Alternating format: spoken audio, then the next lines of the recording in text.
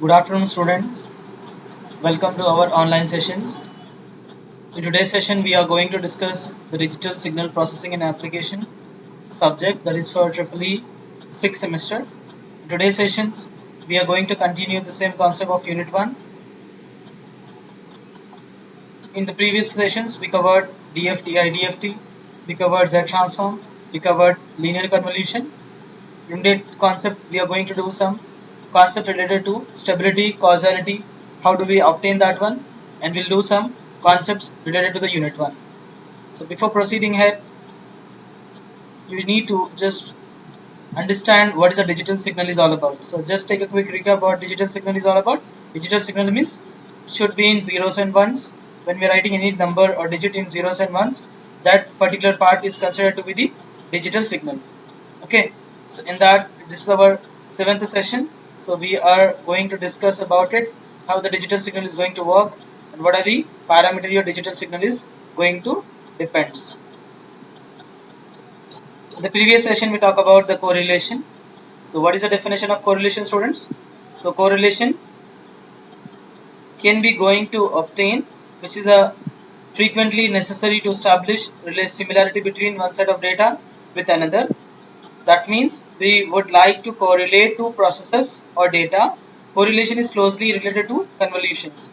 Correlation and convolution both are same. But because the correlation is essentially convolution of two data sequence in which one of the sequence has to be reverse. So in convolution what we will do, we'll try to take the reverse of first equation as we have seen in the graphical method. We try to take a reverse of the second sequence and we'll try to obtain that. That is what correlation. What are the application of correlation we are using? Correlation can be used in these all domains. First is in image processing for vision of the robot, in radar and sonar, in this communication of the satellite. It is used in the form of detection and identification of signal. In noise ratios, we do have this part. We are going to use that particular part in the getting the average power computation in the waveforms, and we are going to use in identification of binary code word in the pulse code modulation systems. These are the communication systems we are going to use it, and mostly in the PCM, pulse code modulation system, we are going to use that one. So now this is the 5 marks question, difference between linear convolution and correlation. So this will ask you an exam. Either they'll ask you types of correlation or linear convolution or correlation difference. So you should know both of them and you can able to write it down the definition for it. Okay, so this is what you need to know about it. So that's the reason I am explaining you the difference of it. So what is a convolution? Convolution is nothing but, in this case of convolution, two signals or sequence of input signal and impulse are going to be use the same systems to get the calculation done. Whereas in convolution what we are using two signals which are just comparable. Just we are comparing. We are not doing any particular reverse of it, any particular input or output response we are not finding. We are just comparing both the sequence. Next, in convolution our main aim is to calculate the response of the system. That is our main aim. Whereas in correlation we are measuring the degree of two signals which are similar to large extents. Whatever the extents we are putting, from there we are going to find out that particular signal. Okay, so linear convolution is given by y of n is equals to x of n h of n by this formula, whereas our correlation is what? For any particular receiver signal, the correlation is given by y of n is equals to a into x of n minus d. What is capital D over here? It is called delayed. And omega of n is nothing but noise signal. So by using this formula we are going to find out. The linear convolution is commutative. What is commutative means? A into B is equals to B into A. Whereas correlation is not a commutative. Commutative means whatever the two signals, if you multiply A into B, we are not considering that as B into A. Next is types of correlations. How many types of correlations you are going to obtain? So basically correlations has been classified into two parts. One is the cross correlation function. Next is auto correlation functions. So you will get correlation for sure in exam, either properties or types or comparison with convolution with correlation. Okay, so this is important question as per the examination point of view. So cross correlation means what? When you're taking two different sequences, x of n and y of n, you want to compare it, that particular sequence, that is called cross. Cross means r, x, y. Both are different. X is one signal, y is another signal, right? That's the reason x of n, y of n minus 1. You can take the delayed or you can take the advance. Both the way I can represent. If I want to take a delay, I take delay in y of n minus 1. If I want to take the advance of the signal, I will take the advance in x of n plus 1. Clear? This is the cross. What about auto means? Both needs to be same. See here xx notation, here xy notation. When both are different, that is cross. When both are same, that is autocorrelation. So in autocorrelation, x of n itself we are going to write the mathematical and we try to correlate. So this is the way we can represent x of n minus 1 or x of n plus 1, x of n. Both the thing is similar.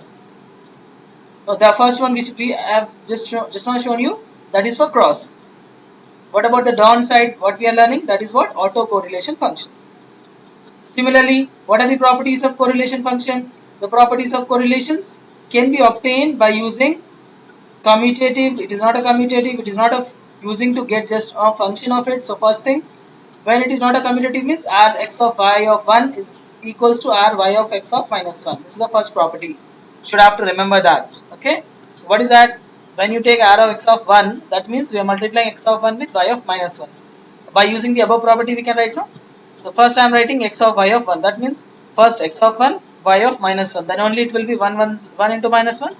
You will get the minus 1. This is called the cross correlation is equivalent to the convolution of one sequence with folded version of another sequence.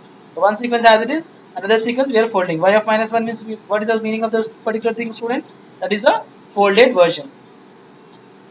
Similarly, the autocorrelation sequence is an even function. Even means x of n is equals to x of minus n, right? This is what actually this is a property of even function, no? Odd means what is the difference of odd function? Odd means x of n is equals to minus of x of minus n. Here you will get the negative. That is called odd function. Clear? So this is the way you had the three properties. One is first, cross correlation is not commutative. Second, cross correlation is equivalent to the convolution of one sequence with folding the other sequence. Third, autocorrelation is an even function. We are talking about completely auto. This upper two talk about cross correlations. The last third one is autocorrelation function. So this is the properties of correlation function. These are the types of correlation function. This is the comparison. So out of these three questions, you may get the two questions for definite 5 marks, or they will give A bit B bit for 10 marks. Okay, if they give the problem, they'll ask the properties, they'll ask the problem. So you need to keep in your mind while you're solving this correlation functions and its properties. Similarly, we proceed with problem related to the correlation function. After knowing the properties, next thing, up now they gave a question, right? 2, minus 1, 3, 7, 1, 2, 3. What is this line of after 1 indicate? This is the position of 0. 0th location. 0, 1, 2. This side 7, 8, minus 1. 3 is minus 2, minus 3, minus 4. These are the location values. This indicates what? Arrow. Instead of showing the arrow, they are showing like that. Okay. This is the way. Here is what? Y of n 1, minus 1, 2, minus 2. This is the arrow mark. We do have 4, 1, minus 2 and 5. So while solving these two particular sequence by cross correlation and autocorrelation, we can obtain that way. What is a cross correlation? This is the formula to find the cross correlation function. So I'll show you the numericals when we are going to solve the problem. That means we have to keep x of n as it is, the first sequence. H of y of n, what we need to do? We keep on folding. Y of n minus 1 means first you have to make y of minus 1 means first you have to fold this y of n. This will come left hand side, this will come right hand side. And we will solve and we will get this answer. We will show these problems. As of now, you just see the theory. When we reach to the problem, I will show you that. Okay. Autocorrelation means only x of n we are taking twice, double we are taking, and we are finding the particular sequence for it. These two are problems we do have. We are going to see that solution of it. Okay. The next theory what we do have, first we will cover what the theoretical part, then we are going for numerical. Okay. So next concept is what? Basic block diagram of A to D converters. We know, right? A to D converter is what? Analog to digital converter. How it is going to work on that? On what basis it's going to work on it? First is, we'll take the analog input and we try to convert into digital output. So how do we do that particular thing? First we'll take sample and whole circuit we'll take. What is the sampling theorem? What is sampling theorem for a continuous signal? F of s is equals to greater than or equals to 2 times the maximum frequency. That is for continuous signal. So here we are considering the discrete signal. That's the reason we are first writing the sampling theorem. What is sampling theorem? States that it is a process of converting continuous time signal to discrete time signal by taking samples. So students, so the AD2 conversion block, basic block diagram of AD2 converter we do have. In that, what actually we are taking, how do we convert the analog signal into digital output? We are going to find out by considering A to D converters. So in that, what actually we are writing, we are taking x of AT and we are putting in a discrete time signal, because analog form is what, it is a continuous, it's varying keep on with respect to time, right? So students, so we take the input, it is in continuous form, and we are going to get the output in digital form, right? So what for that, what actually we are taking the discrete time signal and we are putting in the quantization. What is the meaning of quantization, students? So we are taking the continuous form, we want to make into samples, right? So what is actually the sampling theorem? We know the sampling theorem is nothing but whenever we want to convert the continuous signal into discrete form, we are applying the sampling theorem. In this, what is the definition for it? It's defined as, it is a process of converting continuous time signal into discrete time signal by taking samples of continuous time signal at a discrete time instances. So meaning is what I read just now. It says that whatever the continuous time signal we do have, we want to convert into discrete time signal by taking x of n is equals to x of at. What is t actually? It's the time period of sampling theorem. Nts is equals to nf of s, right? Because ts is nothing but 1 by f. Time period is nothing but inverse of the frequency. So I can write nts or n by f of s. So what is f of x actually? It's a sampling frequency. It is nothing but sample per second. Clear? So if you had a negative integers with k, or k can be positive, depends upon the sample values whatever you're considering for f of a. So f of a plus k, f of ks is for positive sample, whatever the f of a plus f of ks we are putting, it is nothing but the wave which is nothing but alias or image for f of a, which is going to be obtained. Likewise, we are going to conclude the sampling theorem in this way. What actually the thing we are writing? Thus, the sampling theorem states that if the highest frequency in an analog signal is f max, if I'm taking highest frequency is f max, because whenever we want to convert the sampling theorem, there is a condition is given, fs is greater than or equals to 2 times of maximum frequency. When ff is greater than or equals to 2 times of fm, then we are achieving the sampling rate. If it is equals to 2 times of maximum frequency, then it is called Nyquist rate. Okay, so what is Nyquist rate? When x of t exactly covered from the samples, means f of s is equals to 2 f of m. That is called Nyquist rate. This is the term, Nyquist rate of the sampling frequency, when f of s is equals to 2 times of f of m.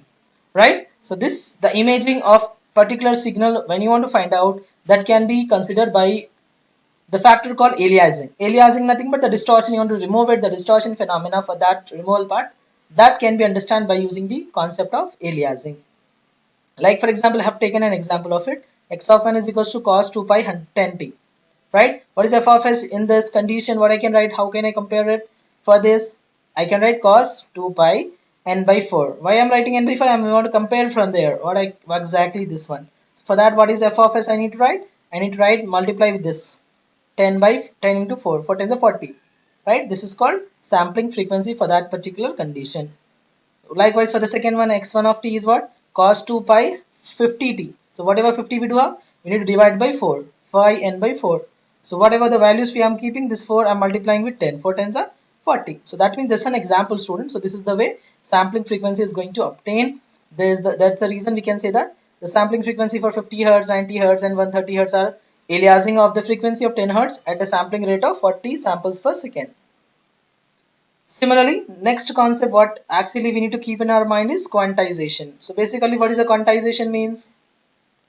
Quantization is a process of converting discrete time continuous amplitude signal into digital signal. Discrete in the sense it is continuous in time, but the samples will be there. For n is equals to 0, n is equals to 1, for all the values, there is a discrete values are there. The discrete value we don't want to get. We want to get in digital form. Digital form is zeros and ones.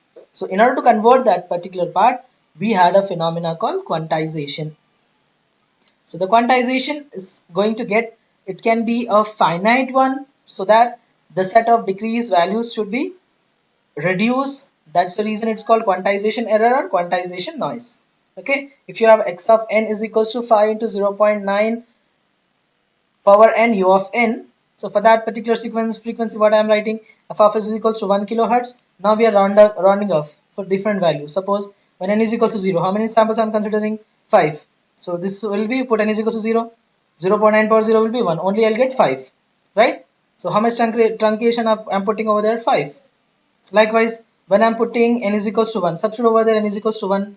So 9 5 is 45. It is 4.5. So how many truncation I can put it? 4.5. Whatever the values we do have, that many number of rounding of truncation.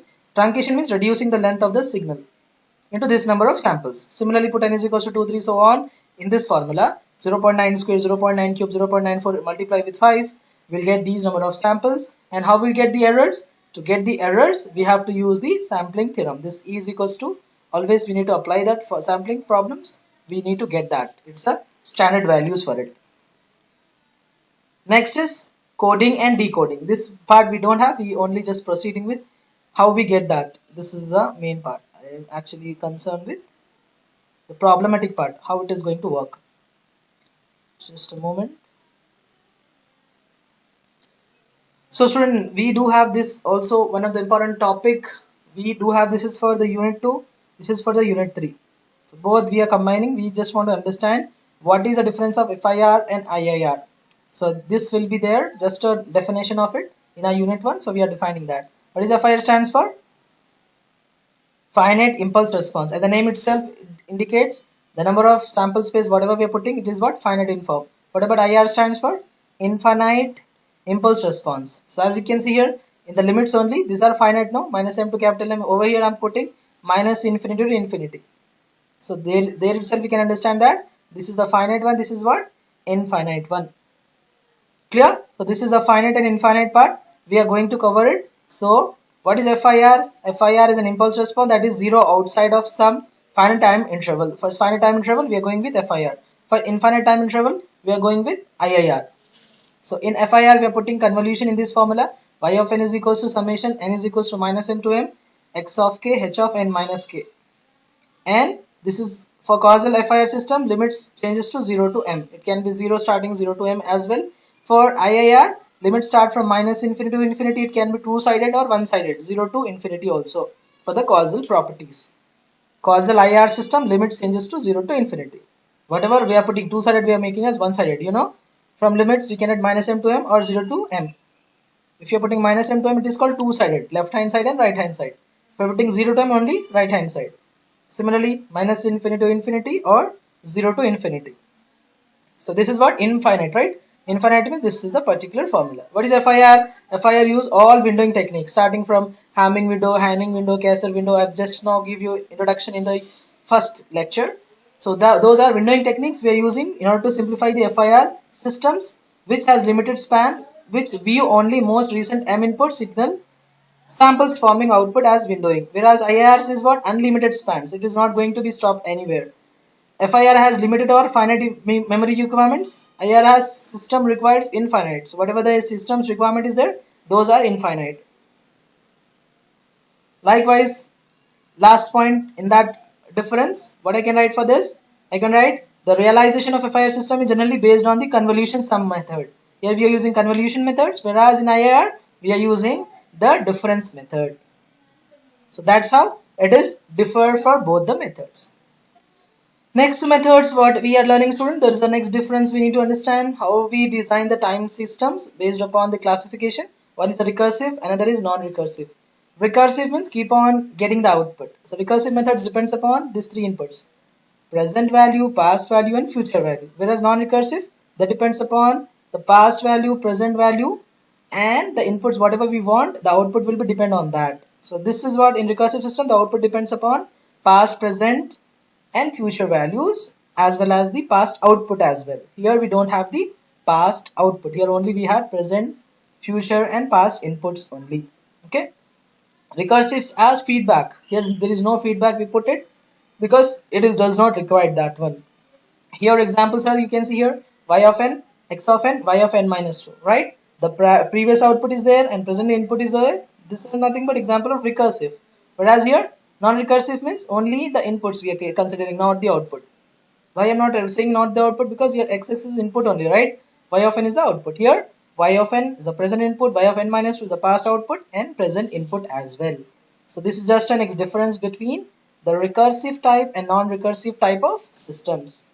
So likewise, how do we design the first order? So as you can see, just an example, the order of that will be 1. Why we are saying first order? Because y of n, x of n plus a of y n minus 2, n minus 1. The delay is what? Only y of n minus 1, right? So if you want to write in general form, zeroth order or first order, that can be understand in the upcoming classes. So, okay, students, so in the next class, we are going to learn in detail about it, how it is going to work and what are the parameters depends upon, and every details of it you are going to see in the next upcoming sessions. So as of now, what we discuss in today's session, students, so we talk about the correlations, difference between convolution with correlations, properties of correlations, autocorrelation, cross correlation properties we have seen, and we have seen the definition of sampling theorem, how the sampling theorem is going to be used, what is A to D converter. So this all the concepts we covered in today's session. That's it for today's sessions, and tomorrow sessions in detail we are going to discuss how this session, the further concepts of this session will be going to be considered. Means what actually we're going to learn? We are going to learn about more about FIR and IR filtering, this USB windowing technique. What about IR stands for approximation methods. Chebyshev and Butterworth approximation methods you do have. You're going to learn about that, and butterfly diagrams we do have. We are going to see that as well, and some numericals related to that one also we are going to see, and problems related to Z transform. This topic 2 is analysis of LST, that is limited system times variable. Whatever the LTI we have, right, those are nothing but LST also we can write. That is whatever the system we are putting, that one we just want to find out. That also the concept we are going to learn. What are the advantages of Z transform when compared to DFT and IDFT? That is also I'm going to cover. The advantages of ROC, revision of convergence, how we're going to get. Some part you already have learned in mathematics and the signal system. We are going to use that concepts, and we're going to utilize for our systems. How it is going for our step 6 system, as you can see here, unit step, we had cosine, we had exponential, we do have trigonometric, all these concepts we are going to see, and even we are going to do the problematic part based upon that method. Okay, that's our next discussion. Thank you.